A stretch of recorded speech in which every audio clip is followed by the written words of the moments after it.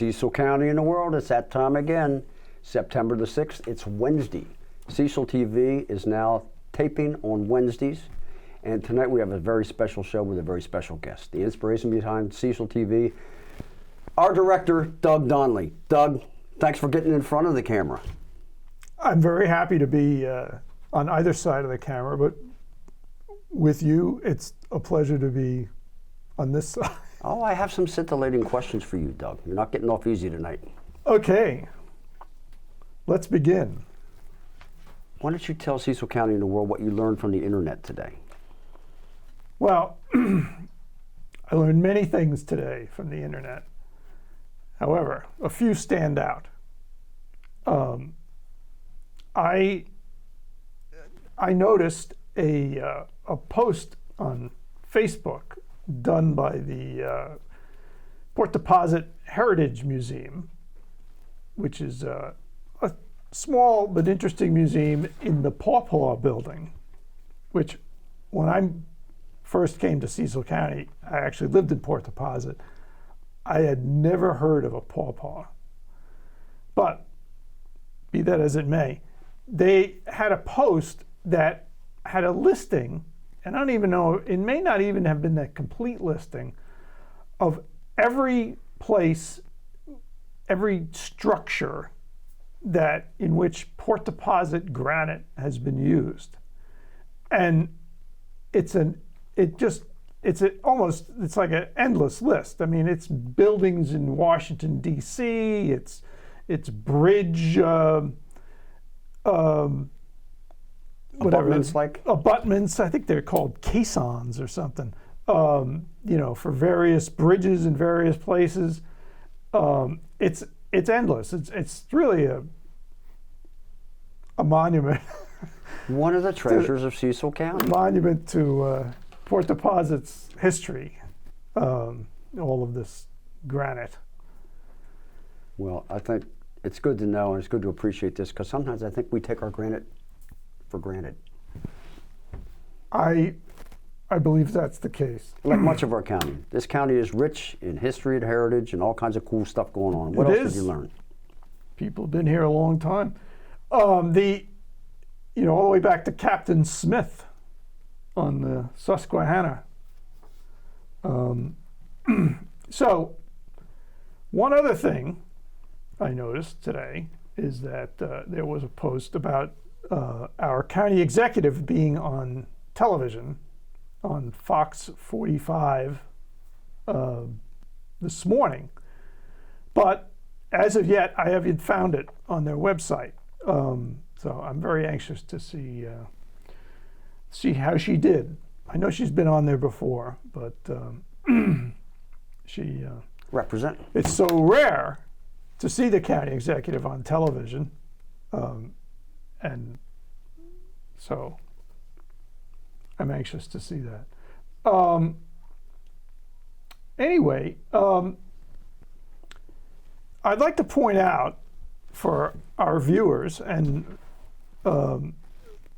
viewers or people for whom we are just another Facebook item that scrolls by, what people might find on our website. And at the moment, this is what you would find if you went there. One is our segment from last week with Chris Malinowski from the Collingwood. And you may recall Chris is has directed feature-length film, but he's directed a number of music videos. And so we have this interview, and we've attached one of those music videos, which is really very good. And don't forget, he's going to be at Elkton Music Hall on the 8th. The 8th, which is what? Saturday? Friday? The 8th. Well, today's the 6th, so it's going to be Friday. Friday. So don't miss it. They're an interesting band, for sure.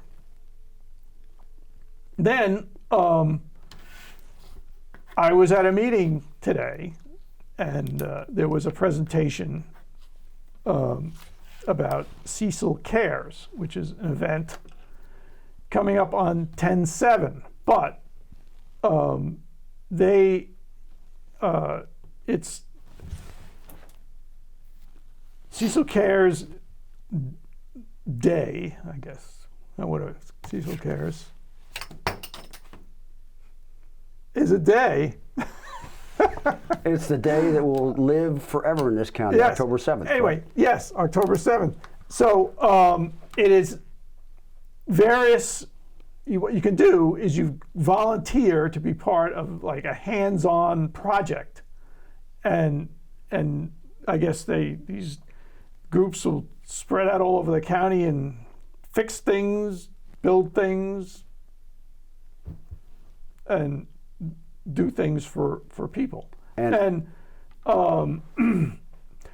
so if that description doesn't scare you off, maybe you go to volunteercecil.org and learn about it for real. And and that's where you can actually volunteer. There's a range of activities and projects. Next thing on our website, where you to go there, is a short story about how the county, in all years past, if you had any issues, inspections, or all regulatory matters concerning well and septic went through the health department. Because they test water and do whatever they do. But that whole activity has now been assumed by the county. I guess the Department of Public Works, perhaps. The inspection officers, for sure. And so that's a change, and really not certain why it has happened, but that is a change. Finally, a segment from a couple of weeks ago, we had the two women from the Dolly Parton Imagination Library, and the event they were here to tell us about is coming up this Sunday, September 10th, and it's a fundraiser with all kinds of, I guess, family fun activities, food, etc., and it's at the Fairwinds farm. So there will be pony rides. Pony rides, I believe, yes. Yeah, September 10th. Fairwinds Farm, if that's what it's called. It's Fairwinds something. Sunday the 10th, right? Sunday the 10th. That's on 272 near Rising Sun High School. And okay, another thing I wanted to mention, Rob, you and I are veterans of the open mic world. Yes. We ran an open mic together for a couple of years, and you persist. Still do that. With your monthly open mic at Dove Valley, which is on what, the last Sunday? The fourth Sunday every month, 1 to 5. Of the month. So I got to thinking, I know there are other open mics, but they come and they go. I don't plan, and I said, gee, I wish I'd could have gotten to that. Anyway, so here are the open mics in Cecil County that I know of as of today. There are two that are that are weekly. At Fifth Company Brewing, their open mic night is Tuesday, and that place tends to always have a good crowd. So that could be a good open mic, particularly if you're a musician looking to play in front of an audience. Then maybe a lower key environment is every Thursday at Bog Turtle Brewery in Rising Sun. Now, I've been to that one once or twice, and it's very nice. It's either run by Twin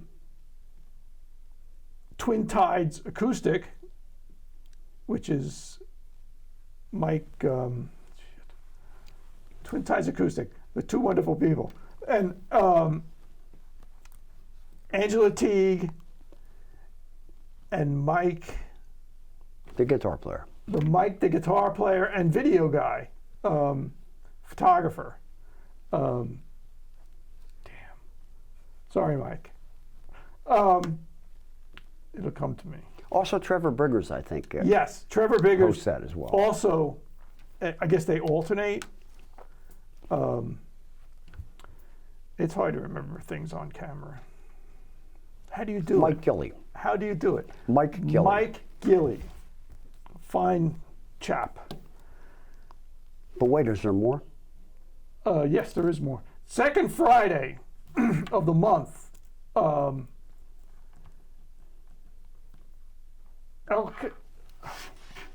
at Elkton Station, the college, is their open mic, which is a little different. It's in their sort of auditorium, and they you get to play. We use a through the house system. It's pretty cool. And they can accommodate any size act too. It's a good place for a band, and I've seen them there. I've seen young kid bands. Big variety who there. might not want to go do an open mic at a bar. In fact, a lot of bars can't handle. They don't supply drums and stuff. We did, Yeah. but most open mics don't.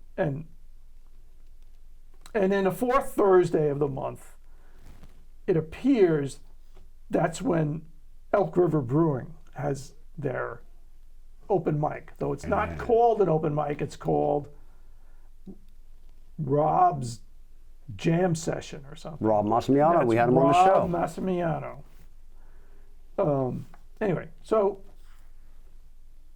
that's that.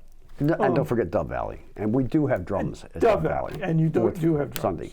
And that, and that is a great open mic, well attended usually, and good players. The good thing about open mic is, especially in a non-bar environment, it's a great place for kids who are just getting started to go out.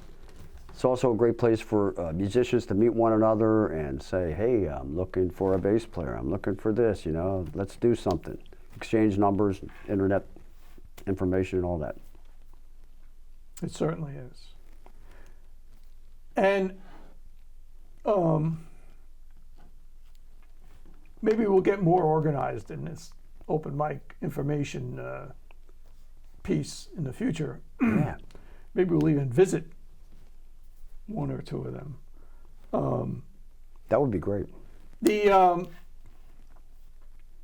Okay, so that's what I have. But I'd like to end with a question. A question for me? Question for you. A bit of a Got my thinking cap on.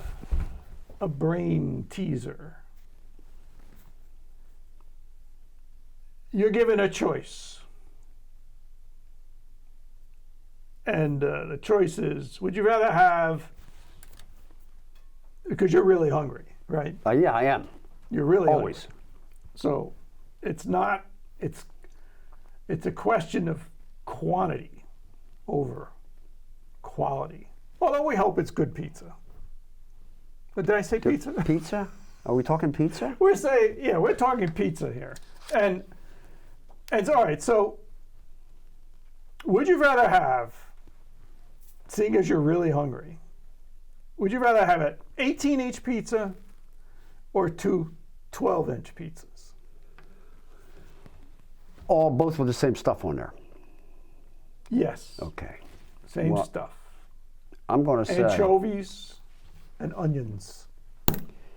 I don't think that the formula applies, because if you use pi r square, pizza are round. but I'm saying 2 because 2 is Maybe more than the one. R stands for round. 2 is more than one. I'll say 2. 2 12-inch.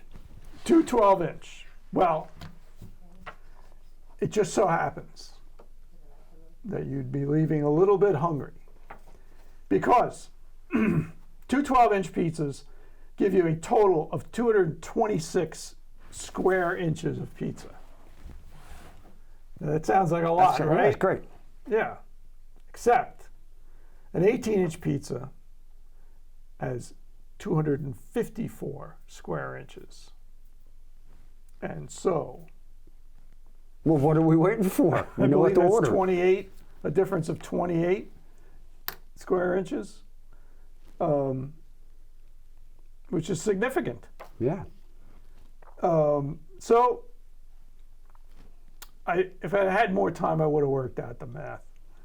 But, after I, Well, we're waiting for next week, and we have some Right. good stuff next week, right, Doug? right, pi r squared, it's diameter area. It's an area question, I smell right? smoke. Something's coming out of your ears. Area of a circle, knowing the diameter. Next week, that- we're going to tell you how to figured get it out. free cocktails. And what else? Free cocktails. Goes good with the pizza. Yeah. Talk about the pirate takeover in Port Deposit, Right. right? Pirate takeover, and we have a couple of guests, but we'll let our audience be surprised. All right. So it's pizza time, right? No, but I do. I do have a bag of M&M peanut. Sold. Cecil County in the world. We're signing off. We'll see you next week. Thanks, Doug. Good night.